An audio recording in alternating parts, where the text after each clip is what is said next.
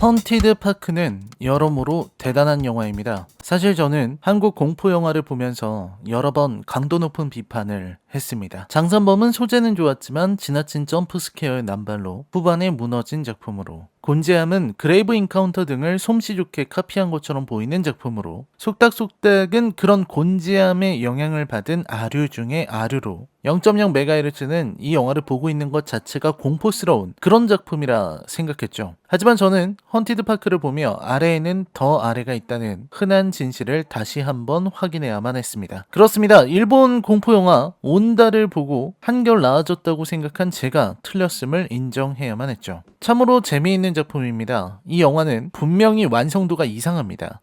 무엇보다 이 영화가 보여주는 특정한 연출을 보면서 저는 어떻게 이런 영화가 21세기에 개봉할 수 있었는지, 거기에 바다 건너 우리나라에까지 소개될 수 있었는지를 고민해야만 했습니다. 코로나19로 개봉할 영화가 없다고는 해도 설마 이 정도일 줄은 상상도 못했거든요. 좋아해 너를 같은 영화는 그래도 뉴이스트 팬들이라도 있으니 이해라도 되죠. 단언하건대 헌티드 파크는 제가 최근 3년간 본 공포 영화 중에서 제일 못 만든 영화입니다. 이 영화는 토시마엔이라는 놀이공원에서 벌어지는 일을 다뤘습니다. 토시마엔의 저주라는 게 있는 거죠. 금기를 어겨 저주에 걸린 사람은 영원히 토시마엔에 갇히게 된다는 겁니다. 영화는 놀이공원 괴담과 친구들 사이에 벌어지는 따돌림, 이지매의 이야기를 담았습니다. 흔한 소재죠. 문제는 그 흔한 이야기를 전혀 흔하지 않게 표현했다는 것과 공포 영화의 문법, 규범을 다루는 능력이 현저히 부족했다는 것이죠. 이 영화의 연출 수준을 생각해보면 어디까지 가야 할까요? 80년대? 혹은 드라마 전설의 고향? 글쎄요, 고전 공포에 대한 신뢰인 건 아닐까요? 토시마엔의 저주보다 더 무서운 것은 이 영화가 끝날 듯 끝나지 않았다는 겁니다. 그리고 전혀 무섭지 않습니다. 정말 이건 아무리 공포 영화를 못 보시는 분들이라도 하나도 무섭지 않을 거예요. 학예회 수준이거든요. 일본에서 건너온 공포 영화 헌티드 파크 리뷰입니다. 여러분, 이제부터는 치명적인 스포일러가 포함되어 있으니 감상에 주의하시길 바랍니다. 아울러 저는 철저한 비판을 목적으로 리뷰하고 있습니다. 그럼 리뷰 시작하죠. 맙소사.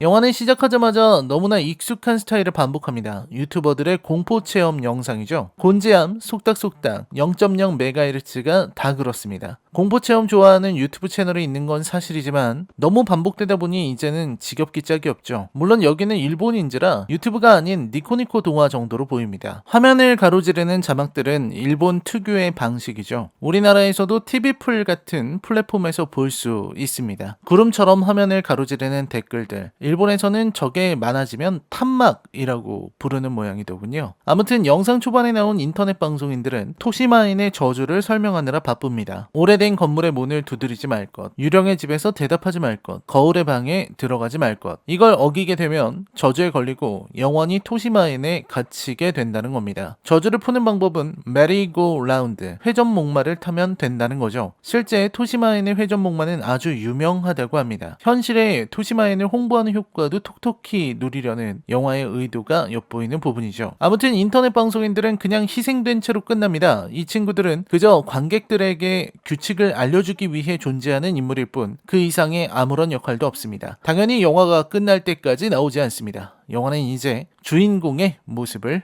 보여줍니다. 주인공 사키는 실종된 고교 시절 동창 유카의 부모님들을 만납니다. 유카의 부모님들은 사키를 반가워하며 유카와 사키가 함께 찍은 사진과 토시마인 입장권을 건넵니다. 딸을 잃고 시리에 빠진 부모님들에게 섬뜩함을 느낀 사키는 토시마인 입장권만 받고 사진을 거부한 채 달아나죠. 그렇게 사키는 동창들을 만납니다. 카페에서 친구들과 만나 한참 수다를 떨던 사키는 토시마인 입장권을 꺼내며 함께 가자고 합니다. 친구들과 오랜만에 수학여행 가는 기분으로 놀러 갈 수 있게 된 거죠. 이때 일행은 이사를 가버린 유카의 집에 잠입하는 일을 벌입니다. 여기에서부터 뭔가 이상하다는 걸 알 수 있죠. 꺼림칙하게 여기는 사키를 제외하면 친구들 중 누구 하나 유카의 실종을 가슴 아프게 생각하지 않는 겁니다. 워낙 겁이 많은 아미는 제외하고요. 아무튼 다섯 친구들은 토시마인에 놀러 갑니다. 다 같이 바이킹도 타고 사진도 찍으면서 즐거운 시간을 보내죠. 그리고 아니나 다를까 그 이야기를 꺼내는 겁니다. 토시마인의 저주. 앞에서 본 그겁니다. 다 같이 오래된 건물로 가서 문을 두드리는 거죠. 카야가 두드리고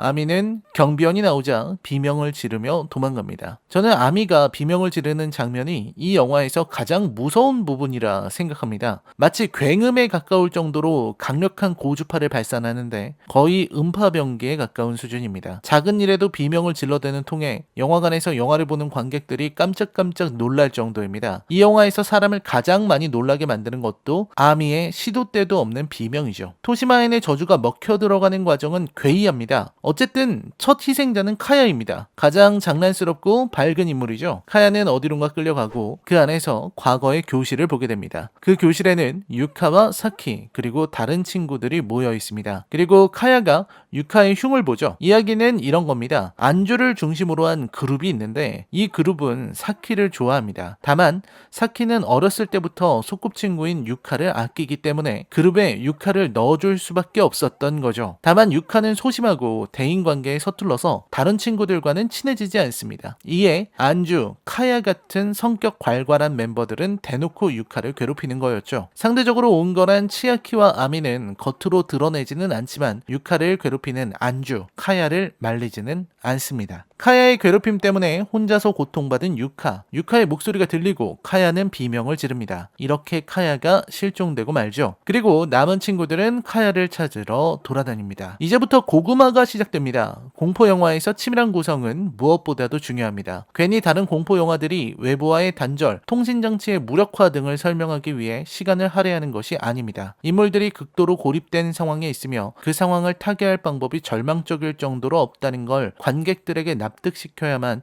영화의 상황이 설득력을 얻게 됩니다. 근데 이 영화는 바로 그 부분에서 큰 실수를 하죠. 카야가 실종되었습니다. 그리고 전화도 안 받습니다. 그럼 어떻게 해야 할까요? 당연히 방송을 하는 겁니다. 놀이공원에는 언제나 미아가 발생할 확률이 높기 때문에 미아 보호소도 있고 안내소도 있습니다. 그런 곳에 가서 친구를 잃어버렸다고 말하는 것이 우선입니다. 카야는 성인이기 때문에 어디로 오라는 방송이 나오면 당연히 찾아오겠죠. 문제는 이 친구들은 그런 절차를 생각도 안 해보고 움직이고 있다는 겁니다. 게다가 어느 순간부터는 토시마엔에 아예 사람이 없어지는데 주인공들은 전혀 이상하다는 생각을 하지 않죠. 영화를 보는 관객들의 입장에서는 사람으로 바글바글하던 놀이공원이 텅텅 비었는데 위화감을 전혀 느끼지 못하는 주인공들이 답답해 미칠 지경이 됩니다. 게다가 놀이공원에 밤이 옵니다. 밤이 오니까 또 기구들이 닫혀요. 입장 시간이 지났다는 안내 판넬이 서 있습니다. 야간 개장을 하는 것도 아닌 것 같고 안내하는 직원도 관람객도 하나도 없는 상황에서 일행은 누구도 의문을 제기하지 않는 거죠. 그렇게 그들은 카야의 전화에 이끌려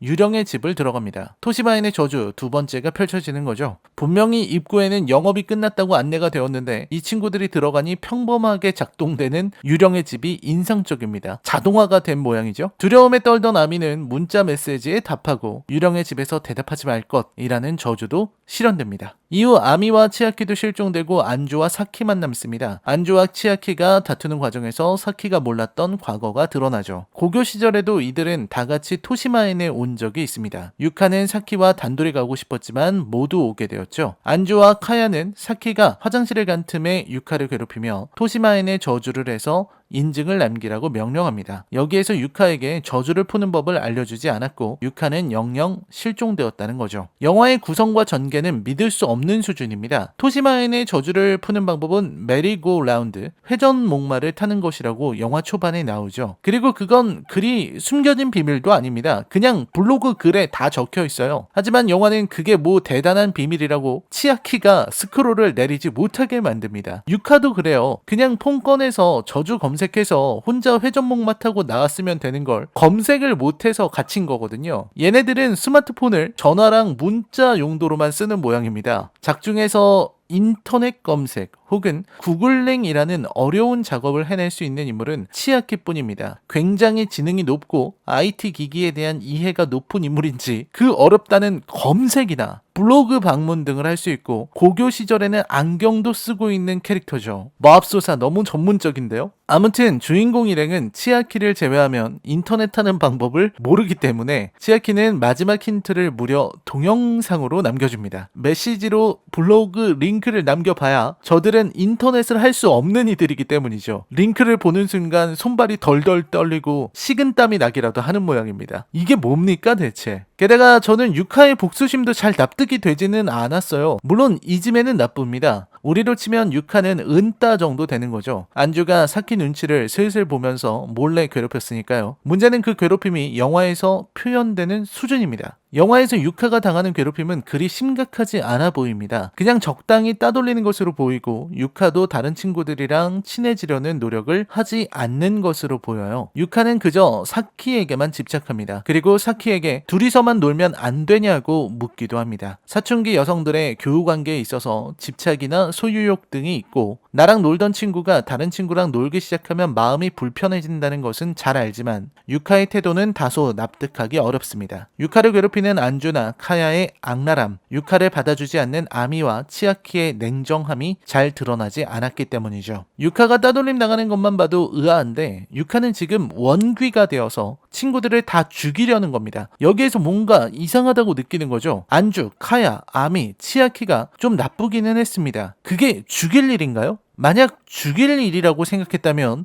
감독은 안주 일당의 행위를 더욱 교묘하고 악랄하게 표현했어야 했습니다. 영화에 표현된 정도의 괴롭힘으로 사람이 죽거나 실종되어야 한다면 나만 아는 사람이 없을 겁니다. 그만큼 유카의 복수심은 왜곡되었어요. 영화는 후반부로 가면서 그 정체를 적나라하게 드러냅니다. 감독의 연출 능력은 아주 형편없어요. 정말 최악에 가깝습니다. 일단 감독은 귀신을 연출하는 방법을 모릅니다. 유카의 모습을 보죠. 이게 귀신이랍시고 유카를 분장시킨 겁니다. 세상에. 우리나라 80년대 공포 영화에 나오는 귀신이 훨씬 섬뜩하겠습니다. 이건 그냥 귀여운 수준인데요. 학교에서 학예회 할 때 아이들이 장난으로 분장해도 이보다는 무서울 겁니다. 토시마엔 유령의 집에 나오는 인형들보다는 무서워야 하는 것 아닌가요? 유령의 집이 훨씬 무서워 보입니다. 뭐야 이거 PPL인가? 그래서 그런 걸까요? 일부러 유령의 집이 더 무섭게 보이도록 연출해서 토시마엔을 홍보하는 그런 빅픽처가 있었던 걸까요? 게다가 연출은 저렴하기 짝이 없습니다. 일단 이 감독은 자기가 뭘 하고 있는지를 몰라요. 거울의 방에서 유카가 나타나서 어깨를 탁 짚는 저 장면을 보세요. 저는 목각 인형이 움직이는 줄 알았습니다. 게다가 안주가 당하는 장면은 정말 최악입니다. 어떻게 당했는지 명확한 표현이 안 나오는 인물들과는 달리 안주는 다리를 잡혀서 끌려가죠.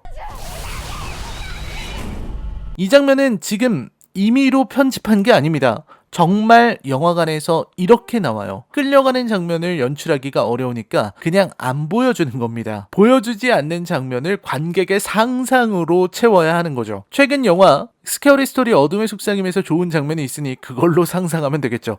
뭐 이런... 전반적으로 크리처의 표현이라거나 결말에 이르기까지 형편없는 영화입니다. 보시는 대로 연출이 80년대 한국 공포영화 수준입니다. 아니 80년대의 월화의 공동묘지나 여곡성을 생각해보면 그것조차 실례일 수 있습니다. 이건 그냥 못 만든 영화예요. 아마추어 영화 같다고 하면 아마추어에게 실례일 정도입니다. 고전적인 연출에 크게 의존하고 있는 부분도 아쉽습니다. 전반적으로 감독의 능력이 형편없다는 걸 느낄 수 있습니다. 제대로 공부가 안 된 사람이고 후반 작업도 형편없어요. 단 한순간도 무섭지가 않고 내내 우습기만 합니다. 영화 자체의 연출 능력, 기초, 공포 영화의 문법을 하나도 모르는 사람이 의욕만 가지고 만든 작품이 아닌가 하는 생각이 듭니다. 더 서글픈 것은 이게 일본 영화의 현재 수준을 보여준다는 거죠. 온다 같은 작품이 좋았지만 나카시마 테츠야는 원래 좋은 영화를 만들던 몇 없는 사람이었습니다. 저는 속닥속닥을 크게 비판했고 0.0MHz는 두려울 정도의 졸작이라 했지만 헌티드 파크에 비하면 훌륭하다 할 수 있을 정도입니다. 이런 수준의 영화가 정식으로 수입될 정도라는 것이 심각하게 느껴집니다. 아무리 코로나 시대라고는 해도 이건 좀 너무했죠. 그나마 인상적인 것은 안주 역할의 고지마 후지코입니다. 이 친구의 연기는 그나마 볼만했습니다. 물론 이 뺨 때리는 연기만 빼고요. 아미 역의 마츠다 루카도 괜찮았습니다. 그나마 이 배우가 고주파라도 쏘지 않았으면 이 영화에 무엇이 남겠습니까? 남은 것은 아무것도 없는 습작 수준의 공포영화 헌티드 파크에 대한 제 평점은 10점 만점에 1점입니다. 영화를 보는 것 자체가 고역이더군요. 무서운 영화는 도무지 못 본다는 분들도 여유롭게 볼 수 있을 정도로 공포의 수준이 낮습니다. 공포라는 단어 자체가 사치일 정도죠. 라이너의 컬처 쇼크 영화 리뷰는 계속됩니다. 시청해주셔서 감사합니다. 저는 다음 리뷰에서 뵙겠습니다. 안녕히 계십시오.